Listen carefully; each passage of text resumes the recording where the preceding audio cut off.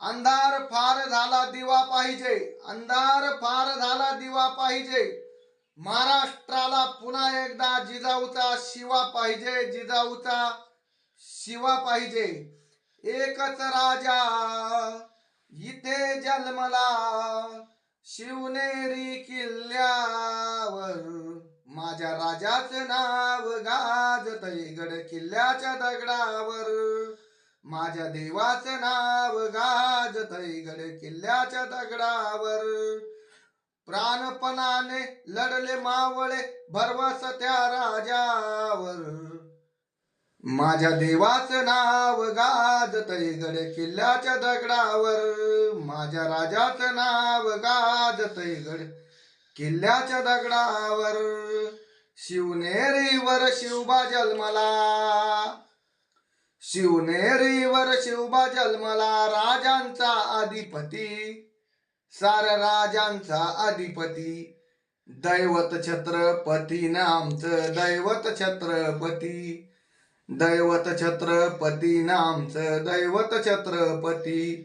शिवबाचे मावळे आम्हाला नाही कुणाची भीती, शिव जय जय शिवाजी, जय जय भवानी, जय जय शिवाजी, जय जय भवानी। जिजाईचा शिवान भीमाईचा भीमा, ओ जिजाईचा शिवान भीमाईचा भीमा, जगात त्यांची ख्याती, एक शूर छत्रपतीन दुसरा झालाय घटनापती, एक शूर छत्रपतीन दुसरा झालाय घटनापती।